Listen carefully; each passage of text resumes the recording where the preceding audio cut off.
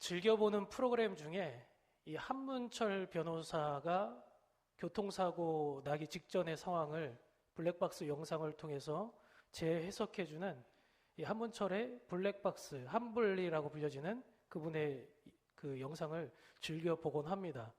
그런데 좀 인상 깊었던 한 사건이 있었습니다. 그 사건이 무엇인가 하면 제목이 이런 제목이었어요. 분노 조절 잘해. 예, 원래 그 내용이 뭐냐면 분노 조절 장애. 분노 조절 장애자들이 보면 아무 때나 가서 화를 내고 그 분노를 마음껏 표출하는 사람들을 가리켜 분노 조절 장애가 있다 이렇게 얘기를 하지 않습니까?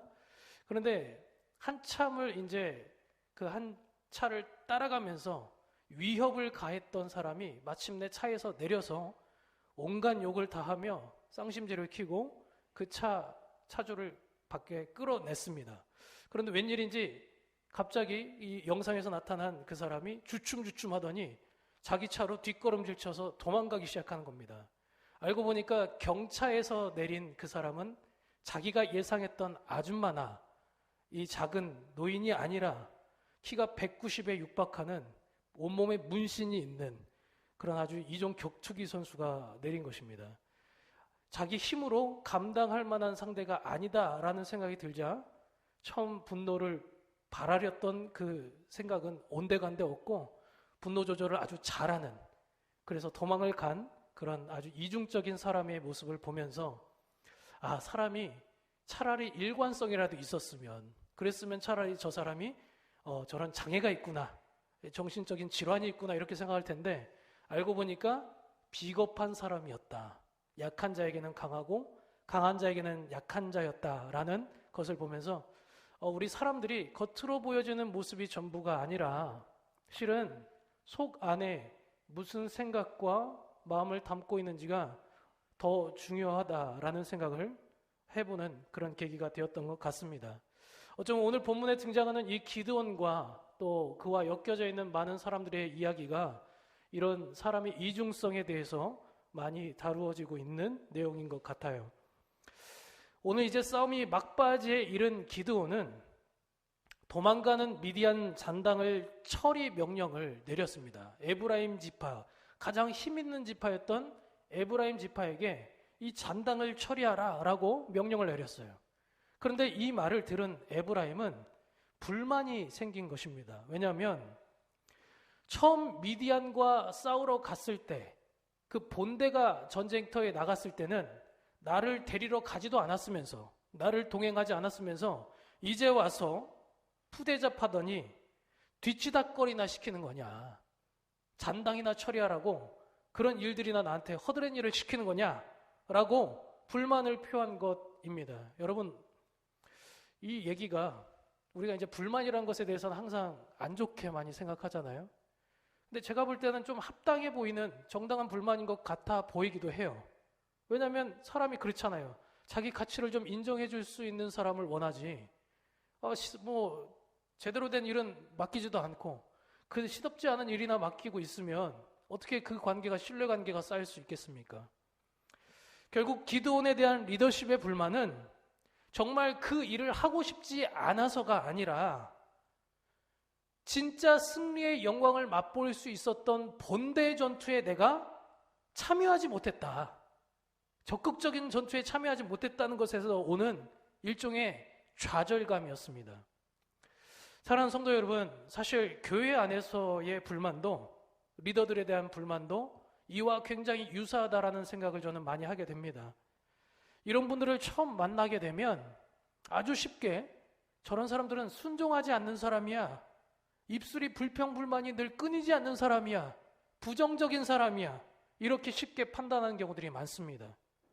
이런 손쉬운 자리들이, 이런 손쉬운 판단이 바로 이 리더십에 위치한 사람들이 흔히 범할 수 있는 실수라는 것입니다.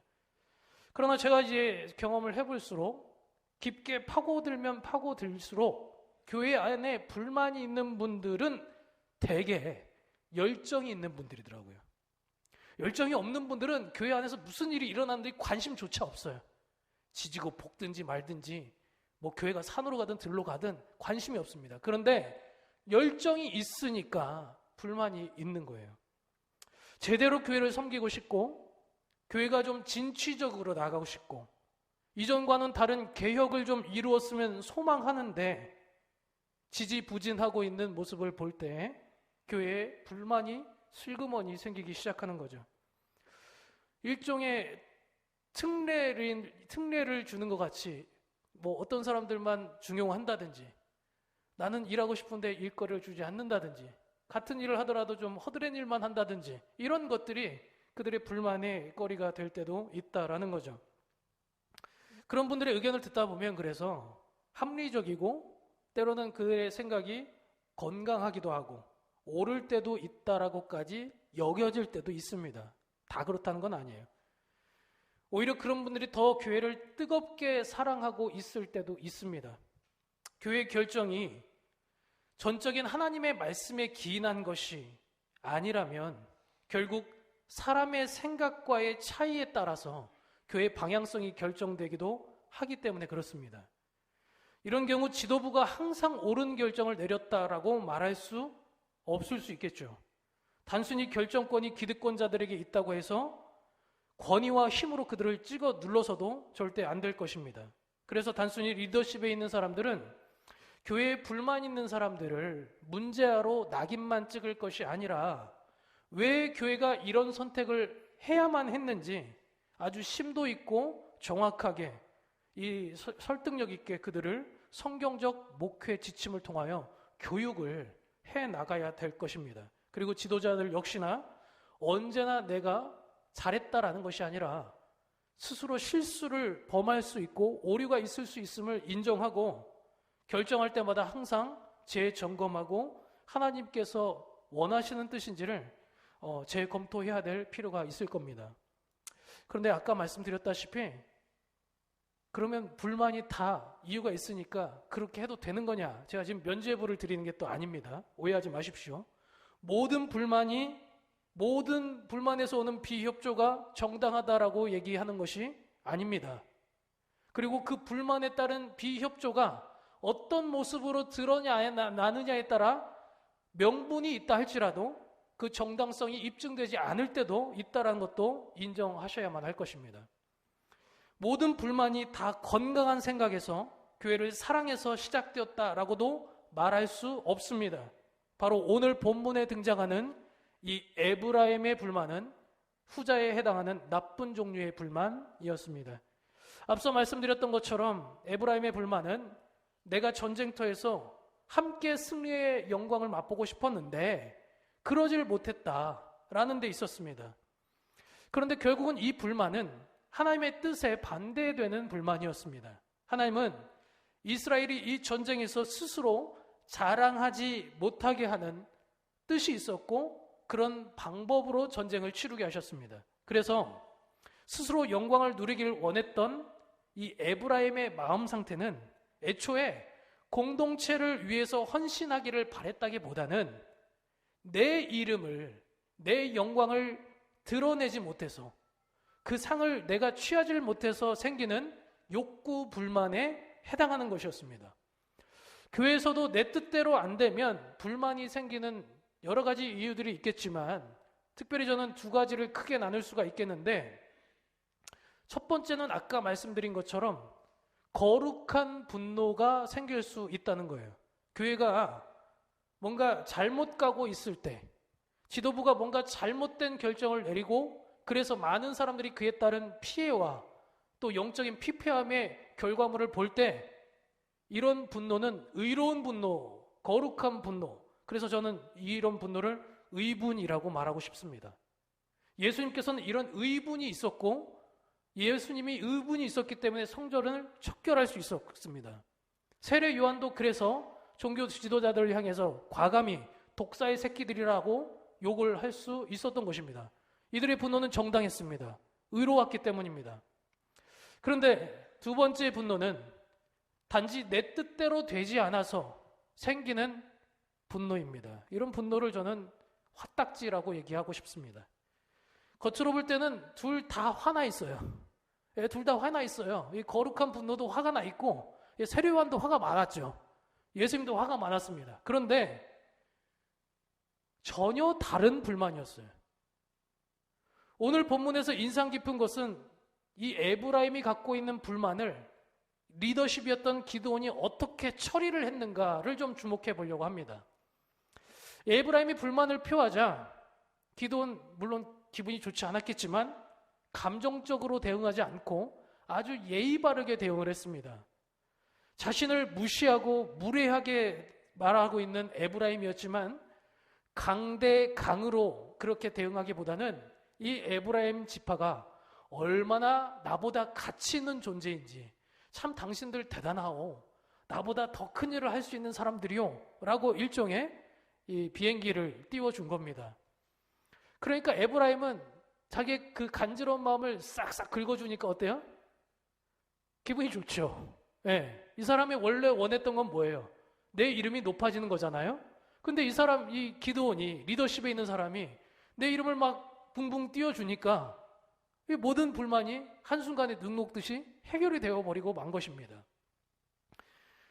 사람은 자신의 가치를 알아주는 사람을 참 좋아합니다. 그리고 그런 사람을 곁에 두고 싶고 오래 함께하고 싶어 하죠. 아무리 좋은 칼을 갖고 있어도 소 잡는 칼을 닭 잡는데 그렇게 함부로 쓴다면 더 이상 그 칼은 소를 잡는 일을 하기를 별로 즐겨하지 않을 겁니다.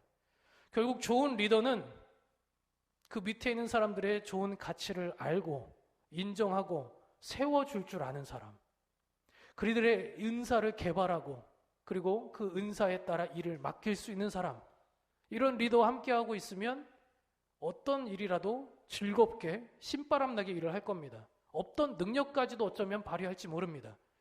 그런데 3절 말씀을 보니까 이 기드온이 이렇게 가려운 것을 슬슬 긁어주니까 에브라임의 분노가 풀리게 되었다라고 성경은 말하고 있습니다.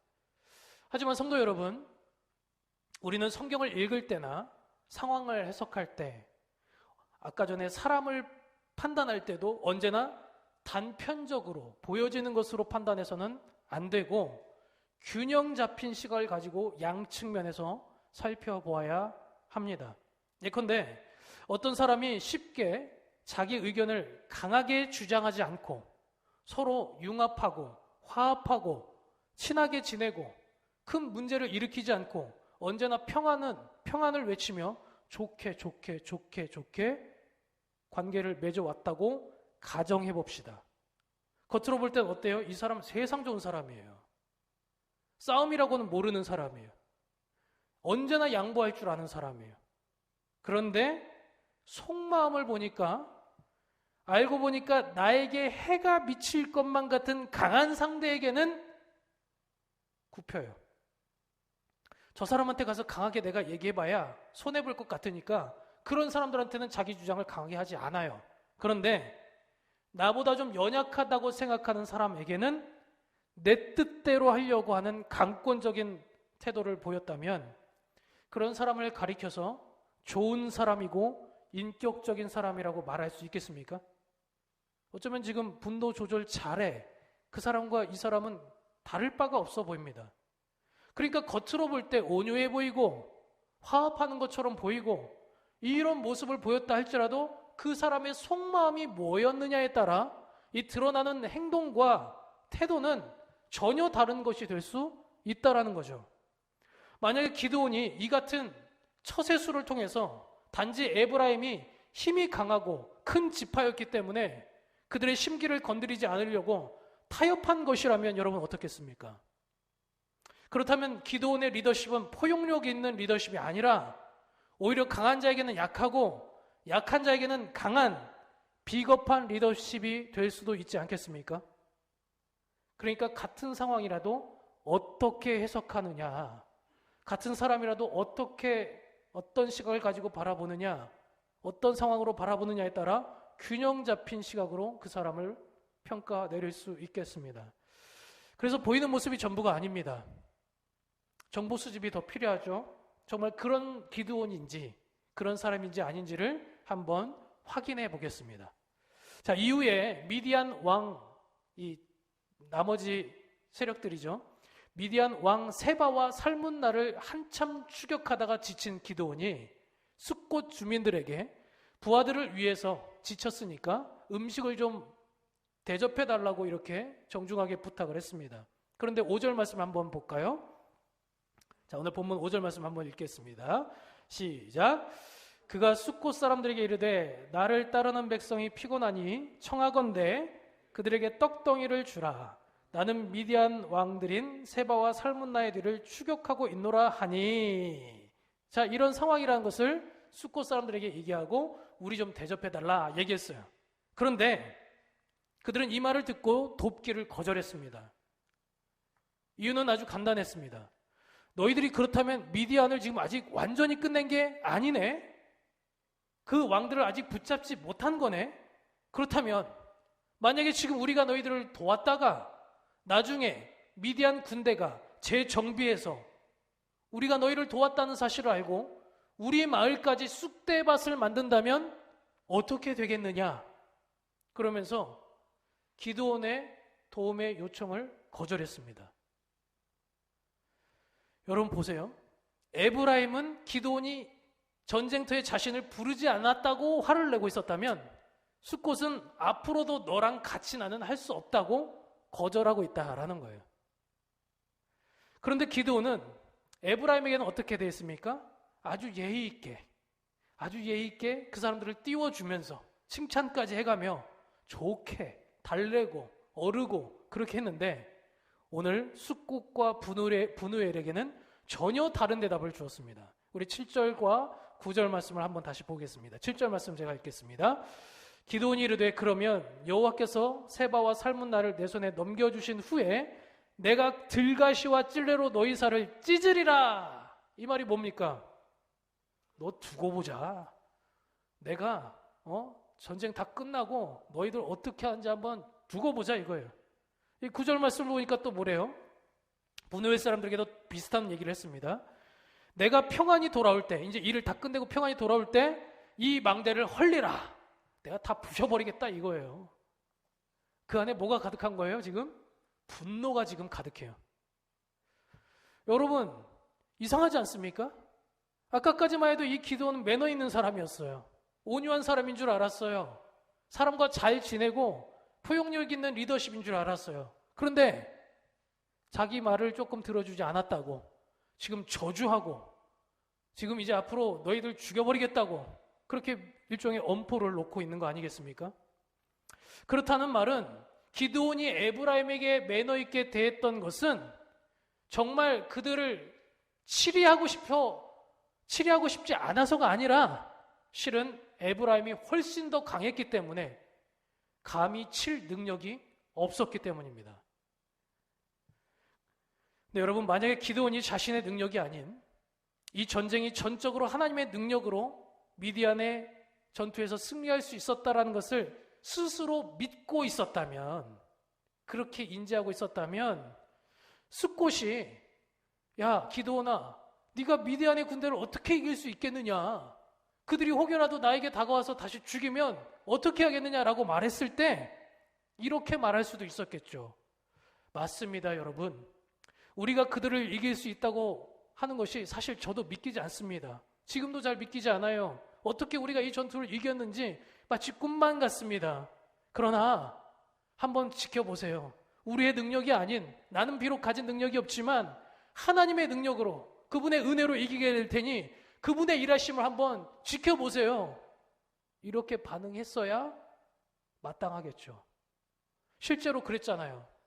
전쟁터에 나가서 전쟁의 병사력으로 이긴 것도 아니고 전쟁의 방법도 손 하나 까딱하지 않고 서로 자중질환을 일으켜서 적들끼리 싸워서 이긴 거 아닙니까?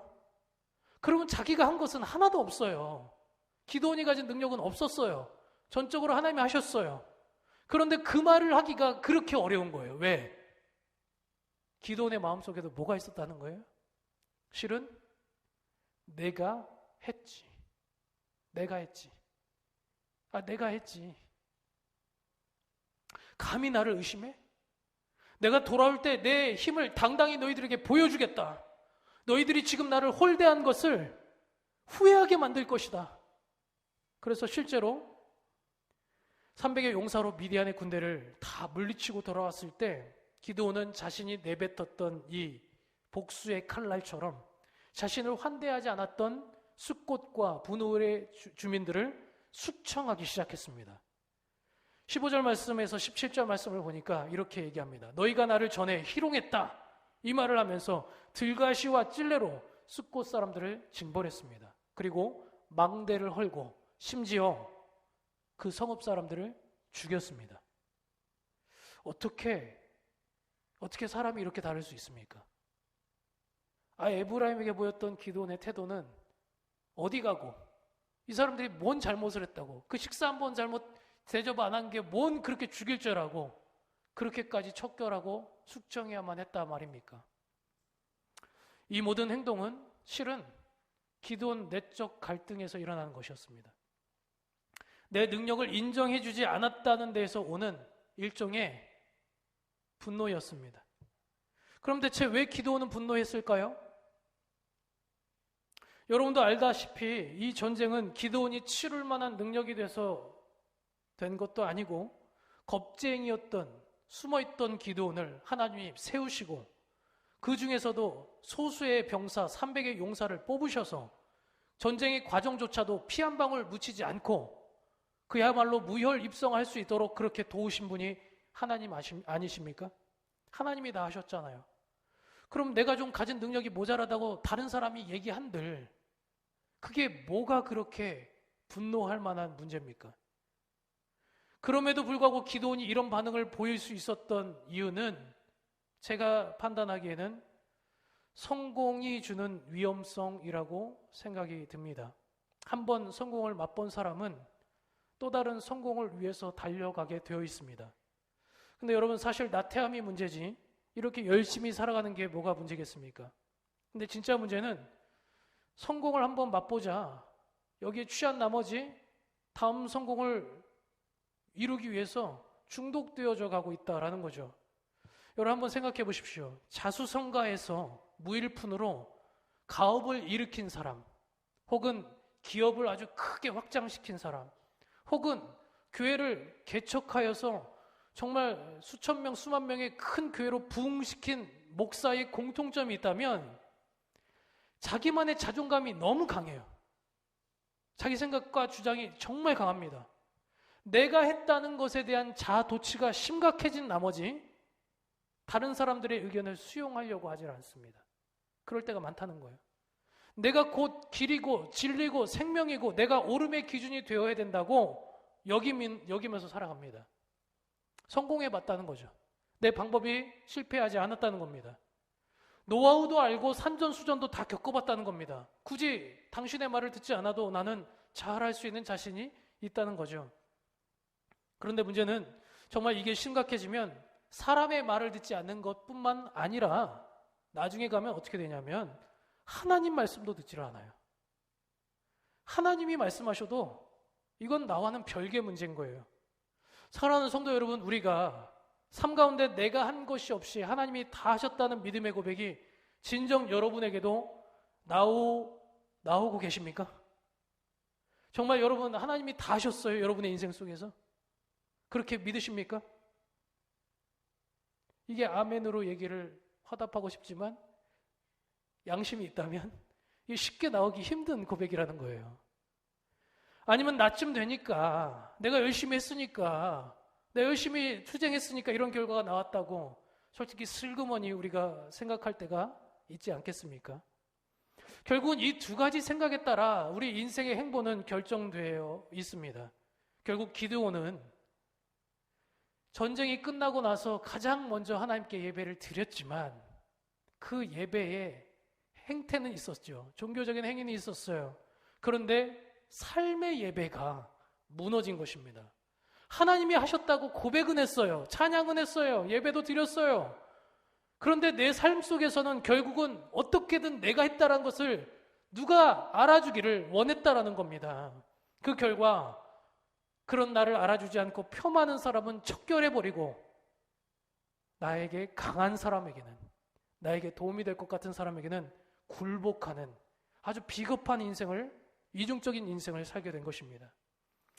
겉으로 보인 모습은 달랐지만 결국 에브라임이 기드온에게 품었던 그 불만이나 기드온이 숫꽃을 숙청할 때 품었던 그 마음이나 한 마음의 결에서부터 시작된 거예요. 그들 모두가 하나님이 하신 일보다는 내가 한 일을 드러내길 원했다는 겁니다. 기드온도 에브라임도 결국 똑같았어요. 똑같은 종류의 인간이었습니다. 사랑하는 성도 여러분, 그래서 우리는 어떤 사람이나 어떤 정황, 어떤 일에서 표면적으로 단편적으로 드러난 그 일로 모든 것들을 쉽게 판단을 내려서는 안 될 것입니다. 겉으로 보기에는 아무리 좋아 보여도 속은 썩어 문드러져 있는 경우도 있고, 겉으로 보이기엔 좀 투덜투덜 거려도 오히려 그런 불만에서 새로운 변화와 개혁이 시작되기도 하기 때문에 그렇습니다. 예수님도 기존 종교자들이 볼 때는 이단아였습니다. 어쩌면 불만이 가득한 그런 청년으로 보였을 겁니다. 그것이 옳은지 그른지의 여부를 말씀 안에서 판단하기보다 나와 다르기 때문에, 나의 뜻에 반대했기 때문에 숙청하고 죽인 것이 그 당시 종교 지도자들이 벌인 가장 큰 실수였습니다. 나와 다른 것이 중요한 게 아니라요, 하나님의 뜻에 맞느냐를 균형 있게 판단해야 된다라는 것입니다. 사랑하는 성도 여러분, 우리도 우리를 비춰봐야 합니다. 말씀의 거울로 다른 사람을 판단하기에 앞서서 내가 정말 그런 사람인지, 그런 행동을 하고 있는지, 행동을 했다면 그런 마음으로 기인해서 하고 있는 것인지 내 스스로를 정직하게 판단하지 못한다면 어쩌면 종교 지도자들처럼 하나님의 일을 하고 있지만 정작 하나님 뜻과는 가장 멀리 있는 사람처럼 괴물이 되어버리고 말 것입니다. 우리 성도님들의 삶이, 그리고 저의 삶이 이런 이중적이고 그리고 하나님 보시기에 불편한 삶이 아니라 말과 뜻과 행동이 주님 보시기에 하나 될 수 있는 그런 떳떳한 삶, 정직한 삶, 하나로서 일치할 수 있는 삶이 될 수 있기를 주님의 이름으로 축복합니다. 기도하겠습니다. 하나님 아버지, 감사합니다. 오늘 말씀을 통하여 다른 누군가가 아니라 바로 나 자신, 우리의 모습을 돌아보기 원합니다. 어떤 종교적인 행위, 예배, 섬김, 봉사, 그 행동에 목적이 있는 것이 아닙니다. 어떤 마음을 가지고 어떤 방법으로 하고 있는지가 훨씬 더 중요함을 깨닫습니다. 우리 기드온과 에브라임의 모습처럼 혹시 하나님의 이름이 아닌 나의 이름, 나의 방법, 외골수처럼 그 방법이 아니고서는 안 된다라고 생각하고 있지는 않았습니까? 혹은 나와 생각이 다르다고 다른 사람을 폄하하고 그 사람의 생각을 나의 힘으로 짓눌러 버리는 그런 비겁한 인생을 살고 있지는 않았습니까? 그러면서도 힘 있는 자에게는 기꺼이 굴복하고 그들의 비위를 맞추며 적당히 타협하고 살아가고 있지는 않았습니까? 그랬다면 하나님, 비겁한 인생에서 벗어나서 하나님이 보시기에도, 사람이 보시기에도, 그리고 나 스스로 보기에도 부끄러움 없는 인생을 살아갈 수 있도록 말씀 안에 하나 되게 도와 주시옵소서. 예수님의 이름으로 감사하며 기도합니다. 아멘.